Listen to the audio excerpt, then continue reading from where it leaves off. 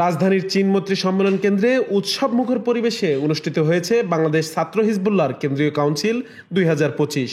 সারা দেশ থেকে আগত প্রতিনিধিদের অংশগ্রহণে দিনব্যাপী এই আয়োজন পরিণত হয় মিলন মেলায়।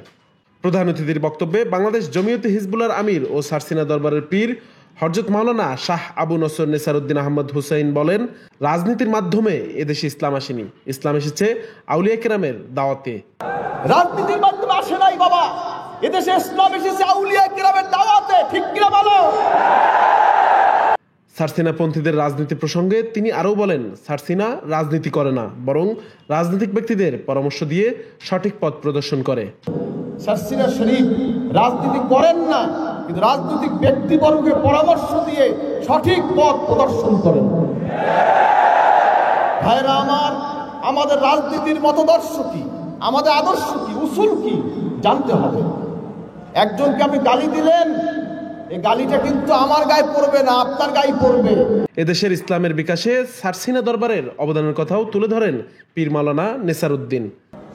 প্রেসিডেন্ট আইয়ুব খান যখন সারসিনার মাহফিলে গেলেন, জুমার দিন ছিল শুক্রবার, দাদা হুজুর কিবলা বললেন, প্রেসিডেন্ট সাহেব তার সাথে ইপিআর 700 ইপিআর দিয়েছে, তাদের হাফ প্যান্ট ছিল। এখন যে আর্মি পুলিশ বাহিনী তারা তো ফুল প্যান্ট, কিন্তু তাদের ছিল হাফ প্যান্ট। জুমার নামাজ পড়েছে হাফ প্যান্ট, সেই আপনার তার সঙ্গীগণ জুমার নামাজ পড়তে পারে নাই।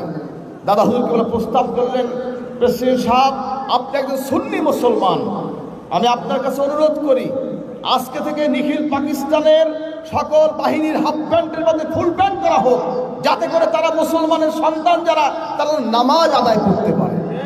নবীগণ, সাহাবায়ে কেরাম ও আউলিয়াদের বিরোধিতাকারীদের কঠোর হুঁশিয়ারি দিয়ে তিনি বলেন, এদেশের রাজনীতি হবে আউলিয়া কেরামের আদর্শ কেন্দ্রিক। রাষ্ট্রীয় পৃষ্ঠপোষকতায় কেউ যদি মিলাদ কিয়ামের বিরোধিতা করে তাদেরও ছাড় দেওয়া হবে না। রাষ্ট্রীয় পৃষ্ঠপোষকতায় যদি কেউ মিলাদের বিরুদ্ধে বলে, কিয়ামের বিরুদ্ধে বলে, আমরা তাদেরকে ছাড়ব না। ঠিক কিনা বলো? মুফতি শামসুল আলম মুহিব্বির সভাপতিত্বে কাউন্সিলে আরও বক্তব্য রাখেন আলহাজ এম বাহাউদ্দিন, মাওলানা শাহ আবু বকর সালেহ নেসারুল্লাহ সহ সংগঠনের শীর্ষ নেতৃবৃন্দ। আলোচনা পর্বে বক্তারা বলেন, শিক্ষাঙ্গনে নৈতিক মূল্যবোধ ফিরিয়ে আনা সময়ের দাবি।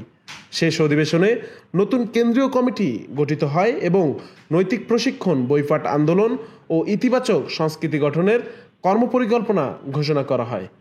পরে মিলাদ কিয়াম ও দোয়া মোনাজাতের মাধ্যমে কাউন্সিলের সমাপ্তি ঘটে।